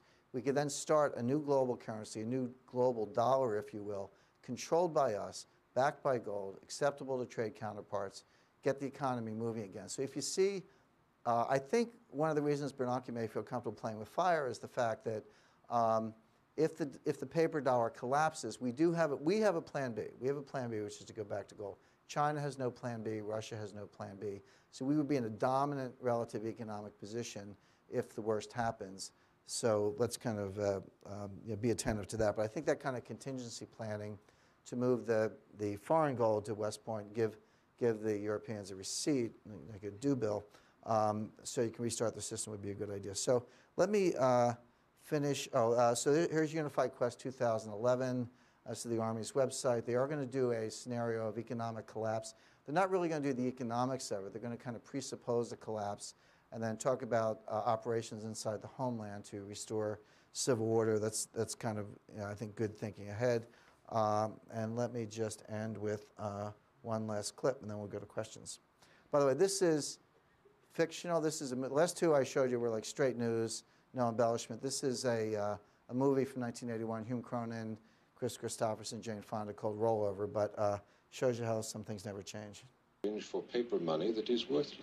When the Arabs learned that word of what they've been doing is out, they may panic. Move a big chunk of funds too fast or the wrong way. Really destabilize the monetary markets. Then the dollar will collapse. Whereupon there'll be a lot of jawboning by the president, and that won't work. Then they'll go to selling gold, and that won't work either. Then they'll have to go to capital controls, freeze foreign assets, stop any money from going in or out, and that will be the end of all the markets. That'll really be the finish. Then you'll see a worldwide depression that'll make the 1930s look like a kindergarten. In 2 months, you'll have bread lines in Detroit, riots in Pittsburgh. In 6 months, you'll see grouse right over Rodeo Drive, and Michigan Boulevard, and Fifth Avenue, and I won't have done it, Hub. You will. All because you tried to stop a movement that couldn't be stopped anyway. Listen to me, Hub. Money, capital, has a life of its own. It's a force of nature, like gravity, like the oceans. It flows where it wants to flow. This whole thing with the Arabs and gold is inevitable. We're just going with the tide. The only question is whether you want to let it go like an unguided missile and raise hell, or whether you want to keep it in the hands of responsible people. Keep it channeled. Keep it quiet. Believe me, Hub, the dollar will hold. Believe me. The system will be fine, providing nobody panics.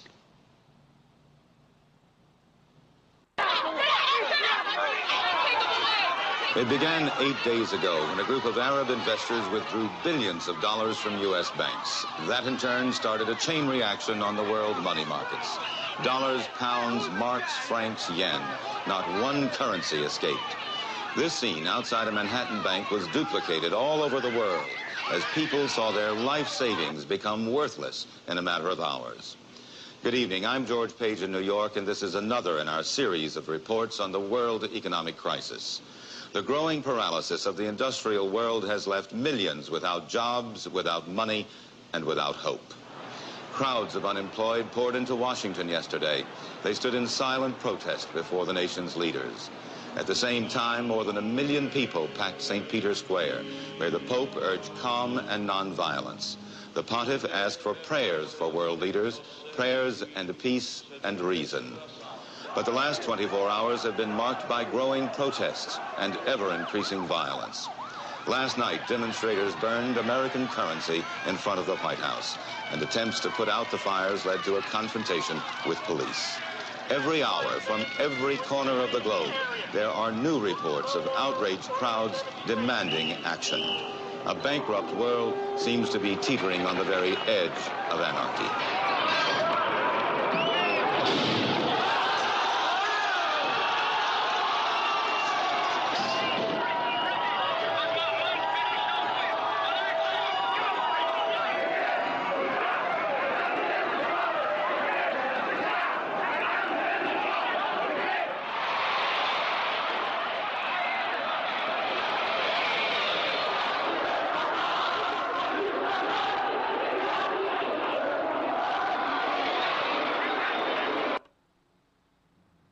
And now for continued coverage from around the world. A statement was issued from the OPEC meeting today that the leading oil-producing nations would resume oil exports as soon as the international monetary markets have stabilized. The panic has spread across political and philosophical boundaries. I gave a presentation in Florida once at a resort. It had a great golf course, the Blue Monster down at Doral. And when I finished, they said, well, it's time for questions. And the first person stood up and said, I don't actually have a question. I just want to thank you for ruining our day. So I'll leave it at that, but I think we do have some time for questions, Duncan. Thank you, sir. I'm Tom Barnett with the Institute for Defense Analyses. The other evening I caught something showed up on the TV there was Ben Bernanke talking to a reporter, and he was defending the QE2 effort by saying he wasn't printing money, he was merely swapping it with himself, or words to that effect. And I thought, huh? Could you explain the huh? Sure. I hate to be didactic, but it depends on what you mean by money. What the chairman was referring to, there are different definitions of money. There's M0, which are bank reserves. There's M1, which is what happens when a bank takes the reserves and makes you a loan and credits your checking account and expands the money supply. And then there's M3, when you want to throw in different kinds of commercial paper, money market accounts. So is a money market account money? It's pretty liquid. You can usually get it out, except in October 2008 you couldn't. So what the chairman was saying is that he is increasing M0. That chart I showed you that's on its way to 3 trillion, he is increasing that. However, the M0 is a little bit sterile, meaning the banks are not taking those reserves and turning them into loans. Banks can take the reserves, turn them into loans at a rate of about 12 or 14 to 1. So his 3 trillion could turn into 40 trillion of new money. So what the chairman was saying is that the transmission mechanism has broken down. The transmission mechanism from M0 to M1 and ultimately to M3 is broken, so he feels comfortable that he's not creating money. My point is that M0 is money. As far as I'm concerned, that's money. If the chairman doesn't think it's money, that's fine. I do think it's money, but he is correct that the increase in M0 is not going anywhere. That's because velocity is declining. You're not getting that turnover. The problem is that dynamically unstable? Does there come a time when very quickly and very unexpectedly the M0 the transmission belt is not only turned on, but you floor the accelerator and the M0 turns into $15, $20 trillion of M1 very quickly. And that is what happened in the 1970s. As late as 1968, 69, inflation was only 1 or 2%, and all of a sudden hit 3%. Everyone's like, wow, it went from 1% to 3%. That looks a little scary. 2 years later, it was 8. 2 years after that, it was 12, and then it went to 13. Between 1977 and 1981, 5-year cumulative inflation was 50%. Take your dollar, cut it in half, and that's what happened in those 5 years. People said oil quadrupled. Oil didn't quadruple. The dollar collapsed, and you needed more dollars for a barrel of oil. It was still a barrel of oil.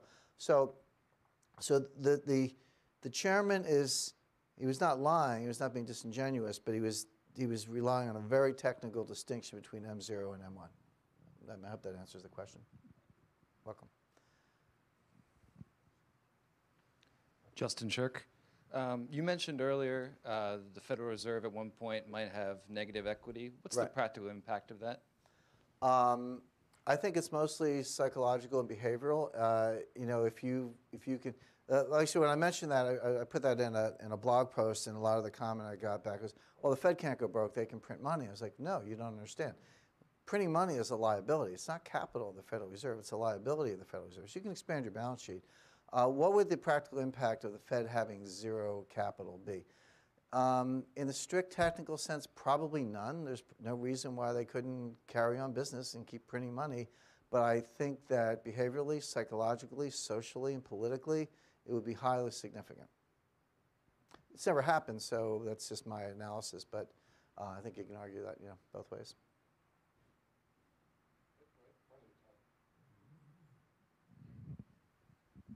Hank Malinowski, Marine Corps. I'm just wondering your opinion on what Dr. Bernanke and the Treasury should have done during the 2008 meltdown.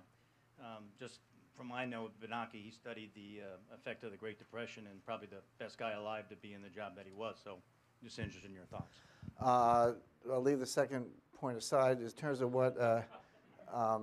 what he could have done. The best guidance ever given for the art of central banking, and it isn't art as much as science, was from Walter Bagehot in the 19th century. He wrote a classic, he was a political scientist, lawyer, and a philosopher. He wrote a classic book called Lombard Street, which was basically a case study of central banking focused on the Bank of England. And he said, in a crisis, the central banker should do 3 things.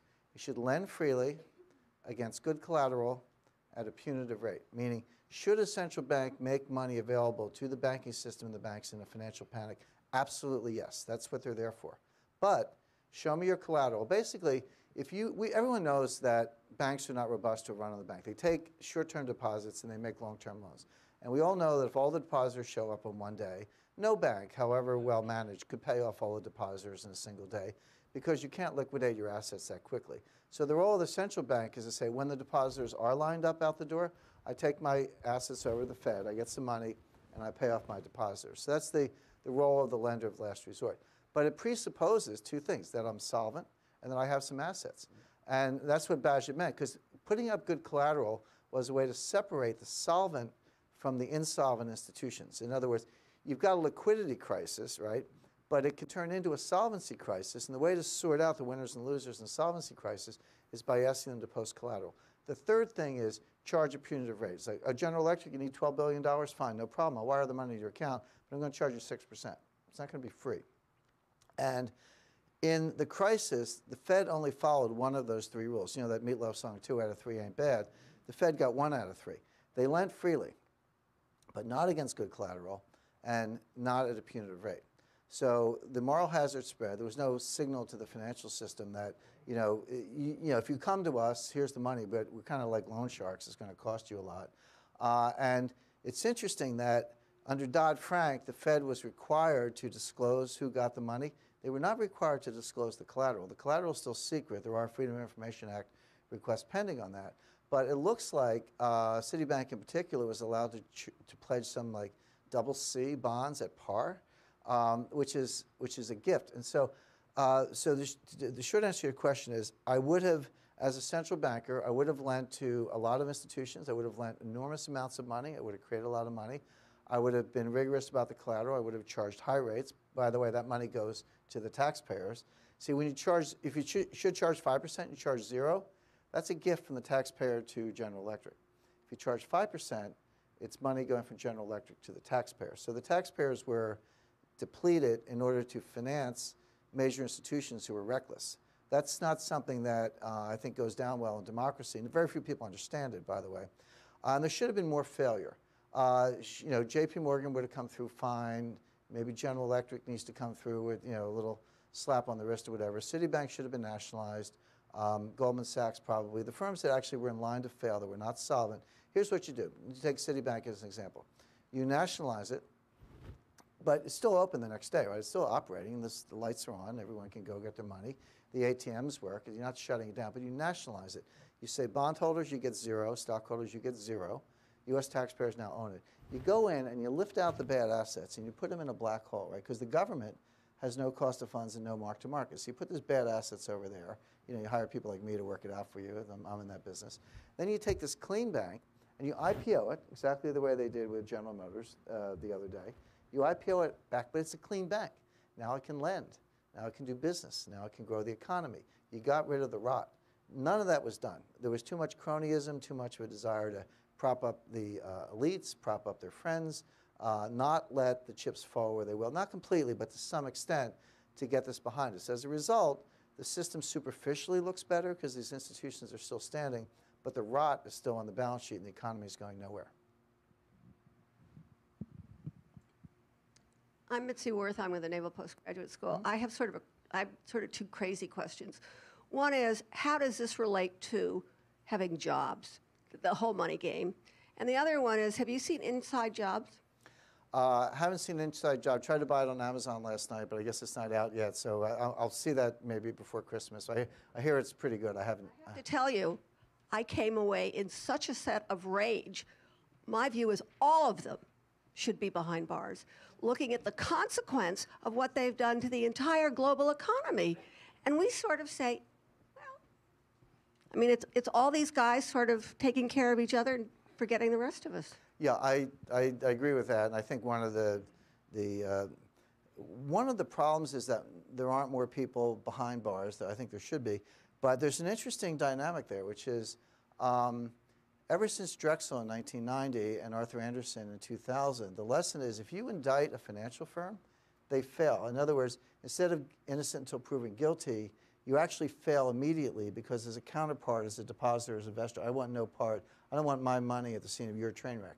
So when you indict a financial firm, they fail.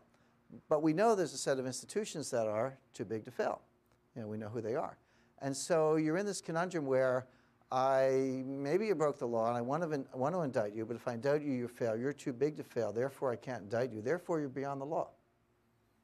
It's like the Justice Department won't go after them because it means that the institutions that they just saved are going to collapse. So it's almost like you're above the law, which is, again, very, I think, contrary to a lot of our democratic principles. What was the first part? How do you create jobs? That's the easy one. Great companies like IBM, General Electric do not create jobs. They destroy jobs. They do it by mergers and acquisitions. They acquire smaller companies. They put that product on a global platform, generate revenues. You need about like $5 billion to move the needle at IBM. But you know, you don't need 2 CEOs, 2 CFOs, 2 general counsels. So you destroy jobs, you increase your revenues, and that's fine. That's an okay business model. Jobs come from small business. They come from entrepreneurs. You know, I hired a guy in California. I created 1 more job than the White House in the past year. So it's true. So that's where jobs come from. Now, what do you need to kind of get a businessman to step up and take risk? You need sound money, kind of low taxation, and light regulation. What are we getting? Debased money, higher taxation, and more regulation. So we've got the formula to suppress job growth. Therefore, unemployment should come as no surprise. Can I just add on to that? What I'd like to know is what are the tasks, i.e. the jobs, that people could do in the United States, that someone in the United States would pay them to do? Well, I mean, I talk about small businesses, people who do nails or salons or restaurants. well, there's nothing wrong with those jobs. Those are good jobs. But the answer to your question is that we don't know, and that's the point, right? 6 years ago, no one ever heard of an iPhone, right? That just came out of somebody's idea, you know, Italian design, Chinese assembly, U.S. technology. That's precisely the point. You don't know where the jobs are coming from. What you do need to do is create an environment in which that kind of innovation can take place and then see what happens. But we've got you know, I talk to CEOs and they just want to create jobs in this country. Well, the U.S. has a hostile business climate. By the way, this is not unique to Obama. This goes back to the Bush administration as well, that CEOs tell me the U.S. has a hostile business environment that they'd rather be in India. I mean, IBM is creating, they're hiring 10,000 people a month in India, and they're shutting down 10,000 jobs a month in the U.S. So the net employment's not changing much, but it's gone all towards India. Those jobs could be in the United States. Len Bracken, BNA. Could you talk a little bit about the money market run in 2008 and how vulnerable are the money market funds these days? It was a run. That's the best way to describe it. And basically, there was a large commercial, multi-trillion-dollar commercial paper market. A lot of corporations use the commercial paper market to fund their activities. Now, one of the things that's going on today that's kind of interesting is that corporate balance sheets have the most cash in history. They have several $1 trillion of cash. And a lot of stock analysts say, well, that's great. Look at all that money on the sideline. They'll be doing M&A. They'll be expanding. They'll be buying their stock back and all that great. And the answer is no. That is not a sign of strength. That's a sign of fear. You don't have that much cash unless you're worried about something. And what they're worried about is that the commercial paper market will shut down and they'll have to fund their operations for 6 or 8 months on their own dime that they're not going to bail out the commercial paper market again. So the reason corporations have all that cash is that it's not a source of strength. It's a source of weakness because they're worried that they're going to have to finance internally without the help of the banking system. So that's a real problem there. But it goes back to this gentleman's question, which is, I'm obviously being very critical of Bernanke, and there's the counterfactual, well, what would you have done? Would you have let unemployment go to 20%? Well, I would have had a lot more failure than we had to clear out some of the rot, but there are some places where you have to draw the line. Money market funds are one of them, because American people treat money market funds the way they used to treat FDIC insured deposits. They assume that a dollar is a dollar is a dollar, and if you let those go down, then you really have nothing left. So I'm not averse to kind of bailing out the money markets, which is what happened in 2008, but I wouldn't have bailed out everybody, and I wouldn't have given the money away for free.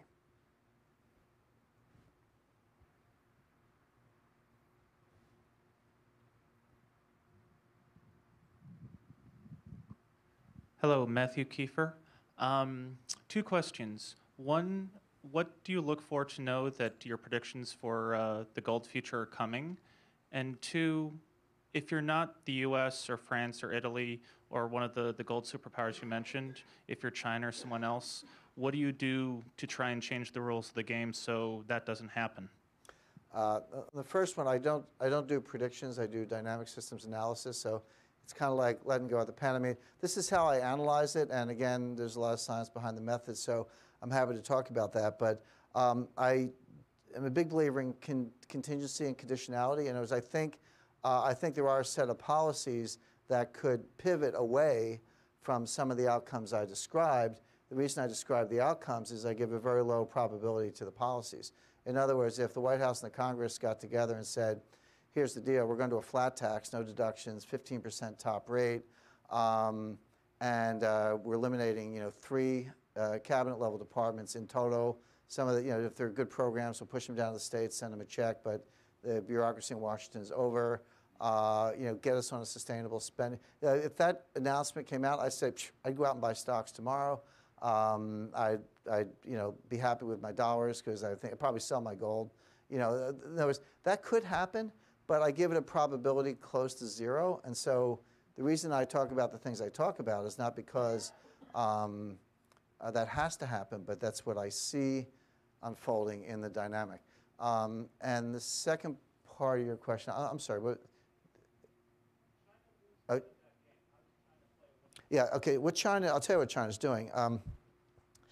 The market in gold is very, very, first of all, they look at the same charts, right? They know they're behind. They know China's basically short 3,000 tons. When I say short, I don't mean short the market. I mean, that's how much they need to get parity. Just go back to the Cold War and Russian, U.S., or Soviet, U.S. warheads and parity and START and all that stuff we went through.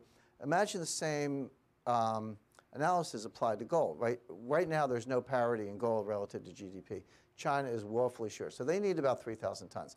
The market in gold is very, very thinly traded. Like you can get down to your dealer and buy, 100 gold coins and for 14,000 or whatever, and, stick it under your mattress. But you call J.P. Morgan, London, and order 10 tons, and they'll just laugh at you. So you can't move that much physically. You can move paper gold. COMEX gold, London Bullion Market Association forward contracts. You can do paper gold. That's an inverted pyramid with a little gold at the bottom and a big open interest in paper contracts. If everybody wanted to cash in, could not be done. What they would do is halt trading and send you a check. You'd get a $1 check for your profit or loss, but no gold. So China can't go out and just put out, or they are doing this, by the way. Interesting, they went, until 2009, they officially had 500 tons, and in one day they went to 1,000 tons. They didn't buy 500 tons in one day. They sent secret agents out around the world, and they spent 5 years acquiring the 500 tons in stealth. And what they did is they put it in the books of something called SAFE, State Administration for Foreign Exchange, which is different from the central bank. They accumulated a 500-ton position, and then in a single accounting entry, they flipped it to the People's Bank of China and then disclosed it as part of the reserves as a show of strength. But again, they took 5 years of stealth acquisition to do that. So what they're doing is they've captured their own mining system. China's the largest gold producer in the world, throwing off about 300 tons a year. Total global output's about 2,200 tons. So they're more than 10% of the output of the entire world. And what they're saying to their miners is, hey, your production costs are about $500 an ounce. Price of gold is $1,400. We're going to buy all of your output on a captive basis at $1,000 an ounce. If you don't like it, too bad, we'll shut you down or take you over. So the miners are making good profits, not as much as they would in a free market. And the benefit for China, they're getting the gold. That gold is never showing up in the world market. They're not having to transact in the London bullion market. They've captured their own miners. They're taking it directly and putting it in vaults. Russia's doing the same thing. So people go, oh, okay, 300 tons a year, 10 years they catch up. The answer is no. 2 problems. Number one, their economy is growing so quickly that the 3,000-ton bogey today is going to be 7,000 tons in 10 years. So they're never going to get there fast enough. And number 2, their mining practices are totally unsound. They're depleting their mines. They're probably going to run out in about 4 years. So this might be good for 1,000, 1,500 tons or something like that. But I mean, the way you get gold, you use a lot of cyanide. They're just dumping cyanide into the rivers. So it's a non-sustainable process. So the answer is they're transacting off market. So about a year, 18 months ago, we were coming up with the Troubled Asset Relief program. That was going to buy up all those dodgy mortgages and stuff, or at least get them off the books. What happened, and where are we? Actually, I'm actually in that business with some partners trying to buy distressed assets from the FDIC. The answer is they never bought the assets. Secretary Paulson sold that to the Congress as a $800 billion fund that was going to be used to buy the bad assets off the banks. But once the Congress approved it, they never did that. It was the ultimate bait and switch. What they did do was take the $800 billion and give it to the banks, their buddies, and as capital to support the assets on the balance sheet. But the assets are still on the balance sheets of the banks. They haven't gone anywhere by and large. Now, I go in, I'm in this business, and a typical scenario, by the way, there's like $1 trillion of commercial real estate on the books of the community banks. So let's say what these did, the banks made the loans to these real estate developers because they thought they were going to sell them to Lehman Brothers, right? And then all of a sudden that window's shut, and they're like, oh my goodness, this is stuck on my books. They've probably marked it down from 100 to 90. We're buyers at 50. That's about what it's worth, on a stretch, 51 maybe. So I talk to bankers every day. We go in and say, well, pay you 51 cents on the dollar for this loan. They're like, well, I got it marked at 90. I'm like, yeah, but it's worth 50. And they're like, yeah, but I can't take the impairment. I would love to sell it to you at 50, but I'd have to take a 40-point impairment charge, which will wipe out my capital, and the FDIC will shut me down. So even though I like you and I want to sell it to you, I can't because I'll go broke. So the answer is nothing's happening. The assets are still there. That's why banks can't lend, because their balance sheets are cluttered up with all this garbage. It's breaking up slowly, but really slowly, really, really slowly. And that's one of the reasons the economy is not growing, because the banks can't lend because they're stuffed to the gills with bad assets. I'm going to take one more, and that's it. Peter. Peter Scharfman, Miter Corporation. I'd like to go back to your counterfactual of what you think a central banker should have done, and ask on what basis you would draw the line. To a first approximation, what the government did with General Motors was it wiped out the stockholders and made everybody else whole, and got a lot of criticism for making everybody else whole. But if you aren't going to, if you're going to attack the debtors, the creditors, especially the contingent creditors, where do you draw the line? Where do you say, well, wait a minute, money market funds are in one category, but what used to be AAA bonds are in a different category? Right. Well, as I said, the central bank is more art than science, and so it would inevitably be subjective. It would inevitably be imperfect. But I think the government is very, very good at toting up the first-order benefits, and they're very bad at calculating the second-order costs. And I would have had a lot more failure. The thing is, with what I'm describing, unemployment probably would have gone up like closer to 20%. And then we say, well, gee, it's 9%. You say 20%. So that's ipso facto a worse outcome. My answer is it's a worse outcome for 18 months. And then you start growing again. And people are encouraged by that. Whereas instead, because to me the counterfactual, not the counterfactual, but the play out the tape, people talk about a V, like they don't have the courage of their convictions because the V is like way down here. But then you get this robust growth, and everyone's saying, where's the growth? The answer is we never had the V because policy truncated it. Go back to that housing bubble slide. Policy can put a floor under things, but they can't make things grow. And so I think, yes, what I'm describing would have been a lot worse in 2008 and 2009. I can't argue that. It certainly would have been. And that's the counterfactual Bernanke uses to justify what he did. But he ignores the cost of what he did. The cost of what he did is 10 years of no growth. Thank you very much, Jim. Thank you.